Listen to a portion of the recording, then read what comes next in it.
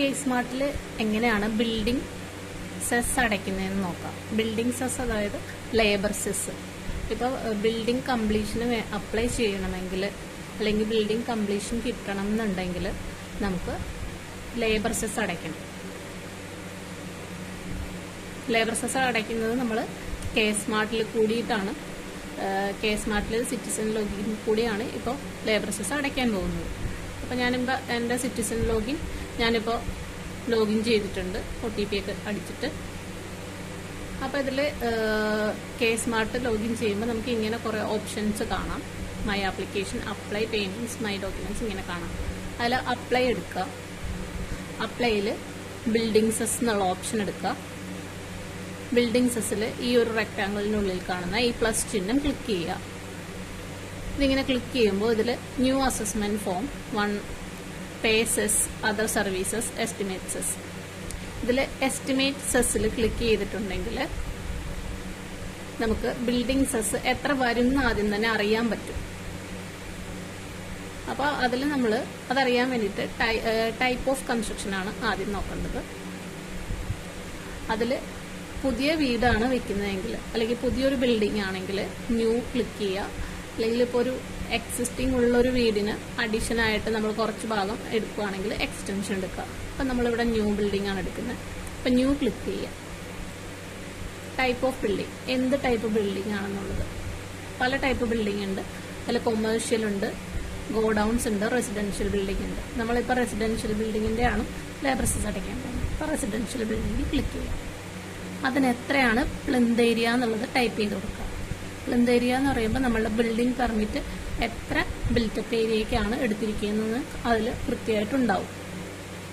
അപ്പോൾ അതിൽ ഇപ്പോൾ ഞാൻ എടുത്തിരിക്കുന്നത് എൻ്റെ ബിൽറ്റപ്പ് ഏരിയ ടോട്ടൽ ഏരിയ വരുന്നത് 125 ആണെന്നുണ്ടെങ്കിൽ ഞാൻ അവിടെ 125 ടൈപ്പ് ചെയ്ത് കൊടുക്കുക. എസ്റ്റിമേറ്റ് സെസ്സിൽ ക്ലിക്ക് ചെയ്യുക. അപ്പോൾ ഒരു എമൗണ്ട് ഇവിടെ കാണിച്ചിട്ടുണ്ട്, സെസ് എമൗണ്ട്. ഈ ഒരു എമൗണ്ട് ആയിരിക്കും നമ്മൾ അടയ്ക്കേണ്ടി വരിക. ഇനി നമ്മൾ ലേബർ സെസ് അടയ്ക്കണമെങ്കിൽ ഈ ഒരു എമൗണ്ട് അടയ്ക്കണമെങ്കിൽ നമ്മൾ ആദ്യം പോയ ഓപ്ഷനിലേക്ക് തന്നെ പോവാം. ബാക്ക് അടിക്കുക. ഇല്ല, അപ്ലൈ ആണ് നമ്മൾ നേരത്തെ എടുത്തത്. അപ്ലൈയിൽ ബിൽഡിംഗ് സെസ്സിൽ ഈ ഒരു റെക്ടാങ്കിളിൽ പ്ലസ് ചിഹ്നം ക്ലിക്ക് ചെയ്യുക. അതിൽ ന്യൂ അസസ്മെന്റ് ഫോം 1 എന്നുള്ളതാണ് ക്ലിക്ക് ചെയ്യേണ്ടത്.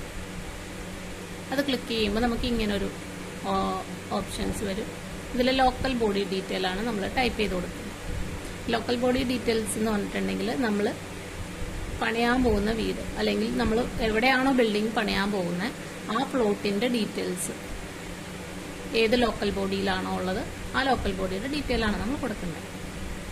അപ്പം എൻ്റെ പ്ലോട്ട് ഉള്ളത് ഡിസ്ട്രിക്ട് എന്ന് പറയുന്നത് എറണാകുളമാണ്. ലോക്കൽ ബോഡി ടൈപ്പ് എന്ന് പറഞ്ഞിട്ടുണ്ടെങ്കിൽ മുനിസിപ്പാലിറ്റി ആണോ, കോർപ്പറേഷൻ ആണോ, പഞ്ചായത്താണോ എന്നുള്ളതാണ്. അപ്പം എൻ്റെ പഞ്ചായത്താണ്. അത് ക്ലിക്ക് ചെയ്തു. ലോക്കൽ ബോഡി നെയിം എൻ്റെ ആമ്പല്ലൂരാണ്. ആമ്പല്ലൂർ സെലക്ട് ചെയ്ത് കൊടുക്കുക. പിന്നെ താലൂക്ക് ഏതാണ്, Kanayannur. Ward number, permit or regularisation application number. പെർമിറ്റിന്റെ ആപ്ലിക്കേഷൻ നമ്പറാണ് നമ്മളിവിടെ കൊടുക്കേണ്ടത്. അപ്പം നമ്മുടെ പെർമിറ്റിലുണ്ടാവും അത്. പെർമിറ്റ് എടുക്കുക. ഞാനിപ്പോൾ പഞ്ചായത്ത് ആയതുകൊണ്ടാണ് ഇങ്ങനെ ഒരു പെർമിറ്റ് ഉള്ളത്.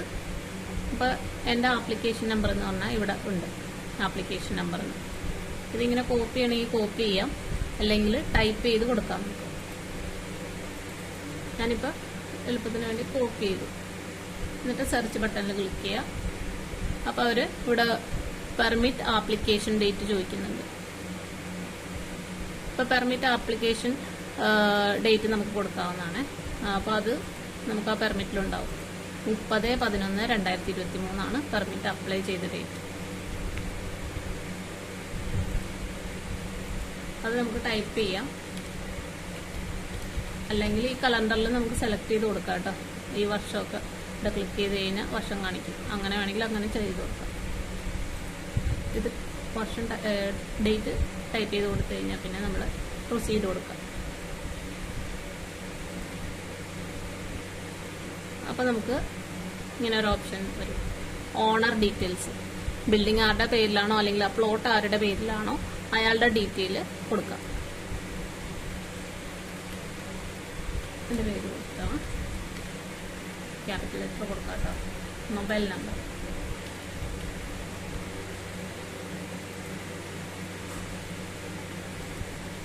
ഈ ഡീറ്റെയിൽ കൊടുക്കേണ്ടത് ഈ ഇവിടുത്തെ ഡിസ്ട്രിക്റ്റും ലോക്കൽ ബോഡിയും ചോദിക്കുന്നത് നമ്മുടെ അഡ്രസ്സ്. നമ്മൾ ഈ പെർമിറ്റ് എടുത്തപ്പോൾ നമ്മളൊരു അഡ്രസ്സ് കൊടുത്തിട്ടുണ്ടാവും. ആ അഡ്രസ്സിന് ഏത് ഡിസ്ട്രിക്റ്റിലാണോ ആ അഡ്രസ്സിന്റെ ഡീറ്റെയിലാണ് നമ്മളിപ്പോൾ കൊടുക്കേണ്ടത്. അതായത് നമ്മുടെ പെർമനന്റ് അഡ്രസ്സ് അല്ലെങ്കിൽ കറന്റ് അഡ്രസ്സ് ആയിരിക്കും നമ്മൾ കൊടുത്തിട്ടുണ്ടാവുക പെർമിറ്റ്. അപ്പോൾ ആ അഡ്രസ്സിന്റെ ഡീറ്റെയിൽ കൊടുക്കുക, അത് ഏത് ഡിസ്ട്രിക്റ്റിലാണ് ഇത് കൊടുക്കുക. ലോക്കൽ ബോഡി ടൈപ്പ് മുനിസിപ്പാലിറ്റിയാണ്, ലോക്കൽ ബോഡി ഏതാണെന്ന് വെച്ചാൽ അത് കൊടുക്കുക. ഈ സ്റ്റാർ ഇട്ടേക്കുന്നത് മാത്രം നമ്മൾ കൊടുത്താൽ മതി, ഇതൊക്കെ ഓപ്ഷണലാണ്, കൊടുത്തില്ലെങ്കിൽ കുഴപ്പമില്ല. ഹൗസ് നെയിം കൊടുക്കുക.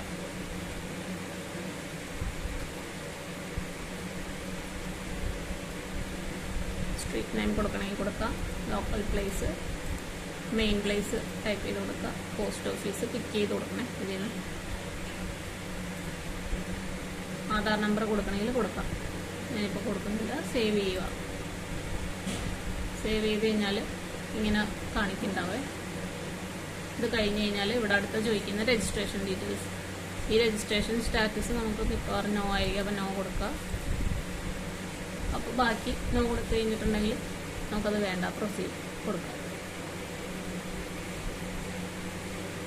പിന്നെ ഇതിനകത്ത് വരുന്നത് പെർമിറ്റ് ഡീറ്റെയിൽസ്, ബിൽഡിങ്ങിന്റെ നെയിം. നമുക്കത് എന്തെങ്കിലും ടൈപ്പ് ചെയ്തേക്കാം, ഹോമെന്നോ അല്ലെങ്കിൽ ഹൗസെന്നോ റെസിഡൻഷ്യൽ ബിൽഡിങ്ങോ എന്തെങ്കിലും ടൈപ്പ് ചെയ്തേക്കാം. ടൈപ്പ് ഓഫ് കൺസ്ട്രക്ഷൻ കൊടുക്കാം. ന്യൂ ആണോ പുതിയ വീടാണോ,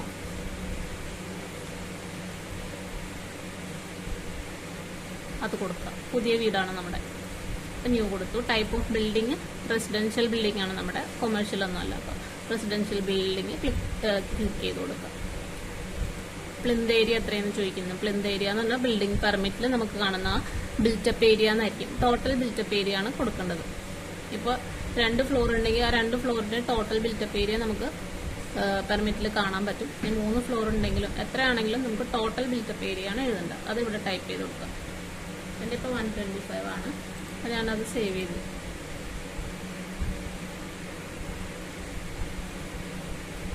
പിന്നെ വർക്കേഴ്സിന്റെ എണ്ണം ചോദിക്കുന്നുണ്ട്. നമ്മുടെ വർക്കിൽ എത്ര, കൺസ്ട്രക്ഷൻ വർക്കിൽ എത്ര പണിക്കാർ വർക്ക് ചെയ്തു എന്നുള്ളത് നമുക്ക് എത്രയെന്ന് വെച്ചാൽ കൊടുക്കാം. പിന്നെ date of commencement of work എന്ന് തുടങ്ങി എന്നുള്ള അത് നമുക്ക് ടൈപ്പ് ചെയ്ത് കൊടുക്കാം. പെർമിറ്റ് കഴിഞ്ഞുള്ള ഏതെങ്കിലും ദിവസമായിരിക്കും കൊടുക്കേണ്ടത്. അത് കഴിഞ്ഞ് ഡേറ്റ് ഓഫ് കംപ്ലീഷൻ, അത് നമുക്ക് ഇപ്പോൾ തീരാറായ ഈ അടുത്തുള്ള ഏതെങ്കിലും ഡേറ്റ് കൊടുക്കാം. അത് കൊടുത്തു.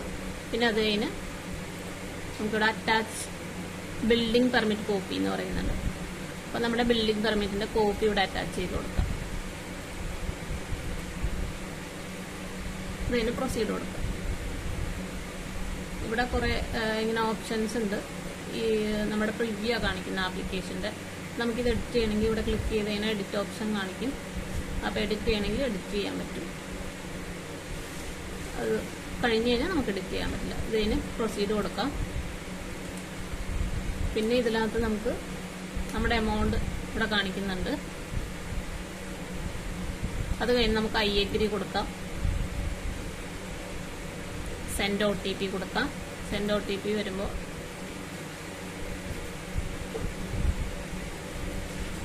നമ്മുടെ OTP ടൈപ്പ് ചെയ്ത് കൊടുക്കാം.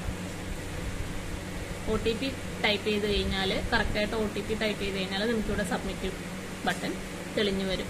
അപ്പോൾ ആ സബ്മിറ്റ് ബട്ടൺ ക്ലിക്ക് ചെയ്ത് കഴിഞ്ഞാൽ നമുക്ക് പേയ്മെന്റ് ചെയ്യാനുള്ള ഓപ്ഷൻ വരും. നമുക്ക് പേയ്മെന്റ് ചെയ്യാൻ പറ്റും.